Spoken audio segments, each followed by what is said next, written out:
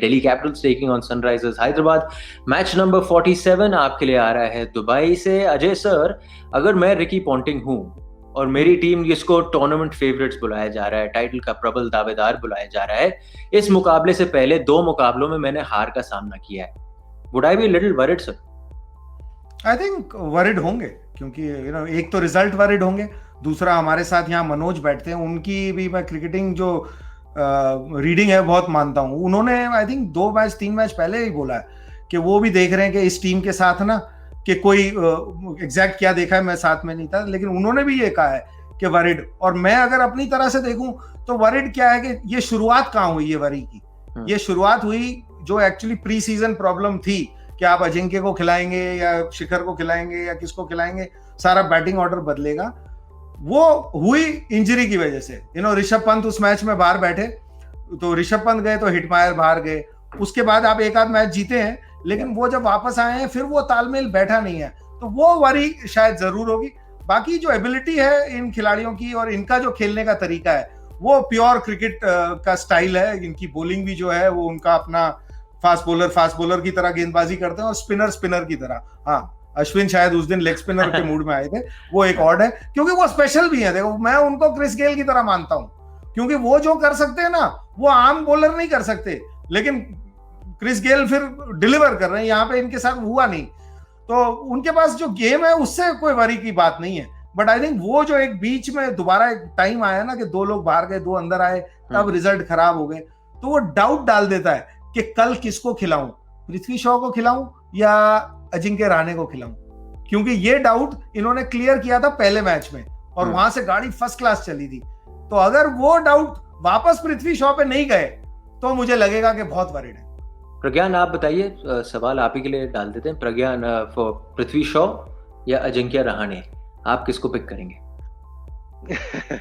देखिए, ये जो है पृथ्वी शॉ और अजिंक्य रहाणे की अगर बात करें तो एक के पास बहुत ज्यादा एक्सपीरियंस है, एक के पास वो जब आक्रमण क्रिकेट खेलते हैं तो बहुत ही अलग स्तर का आक्रमणी क्रिकेट खेलते हैं। तो यहाँ पे निर्णय रहेगा कि कोच और कप्तान क्या सोच रहे हैं, क्या चाहिए उन्हें, क्योंकि अजिंक्य रहाणे जो ठहराव लाएंगे, लेकिन अगर आप चाहते हैं कि वही फॉर्मूला फॉलो करें और पृथ्वी शॉ को चांस दें कि वो जाएं और अपना फ्री क्रिकेट खेलें, तो उनके साथ जा सकते हैं। लेकिन ये हेडेक तो रहेगा उनके पास के, इसीलिए कहते हैं ना, जब इंजरी होती है या फिर कुछ चेंजेस होते हैं टीम में, तो फिर वो आपका जो कॉम्बिनेशन होता है वो डिस्टर्ब होता है, कंफ्यूजन क्रिएट होता है। तो इसीलिए सारी टीम ये सोचती है कि कंफ्यूजन जितना हो सके कम हो, लेकिन ये कंफ्यूजन थोड़ा बड़ा सा है और ऐसी जगह पे आई है इन्हें कंपटीशन, सॉरी, जो कंफ्यूजन है, अभी इनके पास ज्यादा समय नहीं है। अभी बिल्कुल ऐसा है कि अभी इन्हें जीतना पड़ेगा और अच्छा करना पड़ेगा, तो यहाँ पे वो सोच रहे होंगे कि क्या करें। मैं दूसरी तरह से डालूं इसी चीज को। 50 साल की उम्र में आपने डिसाइड करना है क्या म्यूचुअल फंड सही है या स्टॉक सही है। ओह, टफ डिसीजन सर, मुश्किल सवाल है सर, मुश्किल सवाल है, बिकॉज सबका नजरिया अलग है सर। क्या आप स्लो एंड स्टेडी वाले हो या आप वन पीक या वन डाउन वाले हो? तो वो जो आपने अभी एक्सप्लेन किया ना, वो उस स्टाइल के प्लेयर हैं दोनों। कौन सा सक्सेसफुल होगा वो तो नहीं पता, क्योंकि म्यूचुअल फंड में भी आखिरी में क्या बोला जाता है, please read all the documents, या जो भी बोलते हैं, सारे बड़े बड़े आगे बोलते हैं, एंड में ये बोल के जाते हैं, जैसे हम बोलते हैं भाई इस शो में हम जो बोलते हैं वो अपनी मर्जी और अपने मन से बोल रहे हैं, आप इसका इस्तेमाल कहीं और मत करिएगा। बिल्कुल नहीं करिएगा सर। वैसे आपको टीम दिखा देते हैं हैदराबाद की, क्योंकि अभी भी इनके पास एक सिलेक्शन, आई डोंट नो अगर आप हेडेक बोलोगे, क्योंकि केन विलियमसन साहब टीम में अभी जगह नहीं पा रहे। दैट्स ऑल्सो पार्टली क्योंकि जेसन होल्डर साहब बेहतरीन फॉर्म में चल रहे हैं, पर आपके लिए जो मोमेंटम है आपके लिए बन नहीं पा रहा है फॉर वट एवर रीजन। तो क्या आप केन विलियमसन को इस टीम में फिट करने की कोशिश करेंगे, या अभी भी आपके जो 4 जो आप अगर फिट हैं, जो आपके 4 फॉरेन खिलाड़ी हैं, उन्हीं के साथ जाएंगे आप? अजय सर। हाँ, आई थिंक मैं तो केन विलियमसन का बहुत बड़ा फैन हूं, लेकिन शायद वो अभी भी इंजर्ड है, और जब वो बाहर गए, वो इंजरी हुई थी उस मैच के बाद वो बाहर गए हैं, तो उनके पास वो चॉइस तो बची नहीं थी। चॉइस ये थी कि क्या वो नबी को लाएं या फिर वो फास्ट बॉलर के साथ जाएं। वो जेसन होल्डर के साथ गए, तो आई थिंक लास्ट मैच में वो देखा, और उस टाइम उन्होंने बड़ा अच्छा प्रदर्शन भी किया है और मतलब वो एक अलग डिसीजन है। अब कल कहाँ खेल रहे हैं, सॉरी माफ कीजिएगा, दुबई में कौन से, दुबई में देखिए टर्न होती हुई नजर आई है मेरे को, जितनी भी कोई मदद दिखी है ना अभी तक आईपीएल में, वो दुबई में ही दिखी है। लेकिन अगर केन विलियमसन फिट है तो मैं तो शुरू से जब प्रीव्यू कर रहे थे तब से कह रहा था कि कप्तान ही वो होने चाहिए भाई, क्योंकि वो एक बहुत एडवांटेज है वो, अगर वो खेल में है। और अगर आप आंकड़े भी देख लेंगे ना इस साल में, Kane Williamson in team how many wins more than Kane Williamson not in team, तो आंकड़ों में भी वो अच्छे नजर आ रहे हैं अब तो इन अ सेंस, क्योंकि प्रज्ञान जो वो कह रहे हैं वो स्टेबिलिटी भी नहीं दिख रही ना आपको। जो टॉप के 2 बल्लेबाज हैं वो कंसिस्टेंट रन बना ही नहीं पा रहे इस आईपीएल, चाहे वार्नर हो या बेस्ट हो। जी, वार्नर की अगर बात करें तो वो रन थोड़ा बहुत बनाए हैं, लेकिन उस तरीके से नहीं बनाए जिस तरीके से वो जाने जाते हैं। चौके मारते हैं लेकिन उस तरीके से नहीं मारे हैं जिस तरीके से वो मार सकते हैं।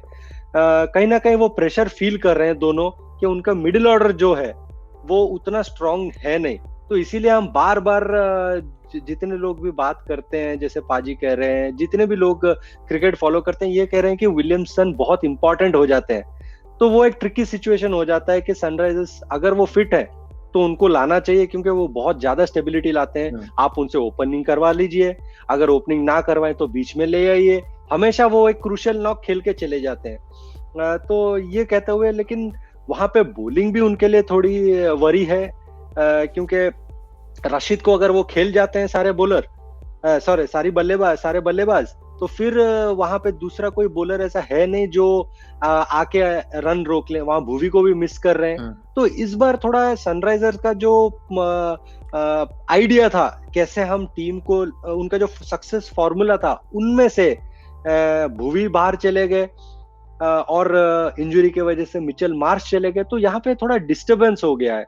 ये उस तरीके का हो गया है कि नाबी को भी नहीं देख सकते, क्योंकि आपके पास वो प्लेयर नहीं है जो स्टेबिलिटी लाए टीम में। नाबी क्या आते हैं, क्विक रन बनाते हैं, लेकिन उसमें फिर जैसे आप कहते हैं ना स्टॉक मार्केट वाला, वो रिस्क भी हाई हो जाता है। अगर कर देंगे तो बिल्कुल पार हो जाएंगे, नहीं करेंगे तो फिर वही हो जाएगा। तो कहीं ना कहीं दिक्कतें हैं, दोनों टीमों में दिक्कतें हैं।